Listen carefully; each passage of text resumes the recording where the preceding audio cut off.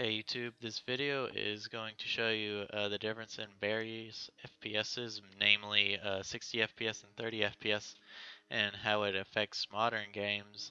And this isn't to say whether one's better than the other or you should switch your platform, but this just gives you a really simple visualization how the frame rates look on the screen when you have them all playing at the same time.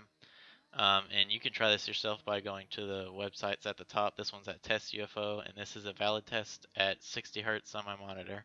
And now I'm going to be playing around with how many pixels per second are shown on the screen, which you can see the 15 and the 30 didn't really change much, but as I go lower, the 30 and the 15 start to look smoother. But not until about this level does 30 actually start to look decent, which is pretty bad. Which means that the more pixels per second that are on the screen means that the 30 FPS and 15 FPS are just going to look even more jittery. Now I'm going to throw a lot of pixels per second at the screen, and you can see 30 is just jittering all over the place, and 15 just looks like a slideshow going from left to right. But 60 FPS still looks pretty good, and this is going to be true for games in the future. We're only going to get more and more pixels per second, more action games, like Call of Duty, Battlefield, Crisis, all those. And then I'm going to drop it back to what it was before, and you can just see here for a minute and see the differences between 30 and 60. I mean, just think of 60 FPS kind of like a stream of water, and then 30 is kind of like an impeded stream, and then 15 is like there's rocks all up in the stream, and it just looks so jittery. So here's another website that I used, 30 versus 60 FPS.com. So what you're going to see on the screen is a guy spinning around, and I'm going to switch between different frame rates, particularly 30 FPS and 60 FPS. And initially it's going to start stretched here, and you'll see the FPS counter in the corner. And I'm going to turn stretching off solely for the purpose of that it doesn't work so well when it goes to 60. Now it looks like he's spinning faster, that's only because the stretching is turned off. But you're not getting increased frame rate. Still at 30 FPS right now. Now I'm going to switch it to 60 and it's going to look a lot smoother. Now it looks like whenever he's spinning now that the transition's kind of fluid, kind of lifelike.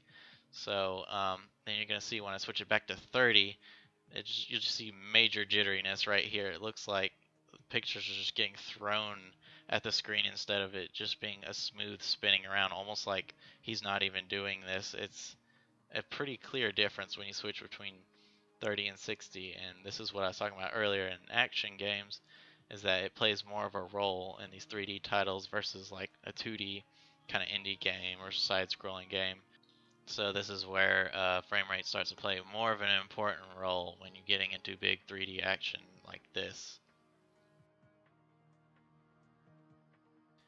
Now the last test is going to be like the first test where you see two moving objects going left and right. In this case it's just two soccer balls against a Milky Way background. The background's moving at 60 frames per second but at a low velocity. The top ball is going at 60 FPS while the bottom ball is going at 30 FPS, which the 30 FPS looks like it has a bit of motion blur on it, and that's what happens when you have too many pixels per second going at a constant but low frame rate, is you get this motion blur and you can't really make out the detail of it, and it looks kind of like the colors are smushing together, whereas the one on the top you can clearly see that you can see the difference between the red and the green and the yellow and the black. They all kind of stay together, but on the bottom one it kind of just kind of blends. And now we're going to increase those pixels per second, and you can see on the bottom that that the colors are really mashing together, whereas the 60 FPS, it kind of looks like the 30 FPS before, but you can still see that all the colors are still staying relatively together. And that's what happens when you induce more pixels per second, is you get increased motion blur at these lower frame rates, which is why 60 FPS is really important to like high action game. So now I'm going to keep the balls at a standstill and mess around with the background a bit. I'm going to drop it down to 30 FPS and just look at the individual stars as it moves. They kind of jitter around a bit, and especially when it goes up to this corner here, you can see a bit of stutter. Now, and when I switch it back to 60 FPS, it's going to look a lot smoother, especially when it goes to that corner bump. It kind of looks like somebody has a steady cam versus somebody with a really shaky cam, and it just looks more professional when it's at 60 frames per second. So hopefully that gives you a general idea of what the difference between 30 and 60 FPS looks like different side to side. I try to give you as neutral test as possible with direct comparisons. Now, whether 30 FPS looks more cinematic or 60 FPS just looks weird to some people, it's up to the individual whether or not you like 30 or 60 FPS, and whether one is acceptable or the other is not is entirely up to you. But I'm just here to show you that there is a clear difference between these two using direct comparisons, and hopefully you got a little bit out of that and will think about the subject a little more. If you got any ideas or comments about this subject, just write it in the comments and I'll definitely respond to you if I can. And besides that, have a great day and I'll see you whenever I make next.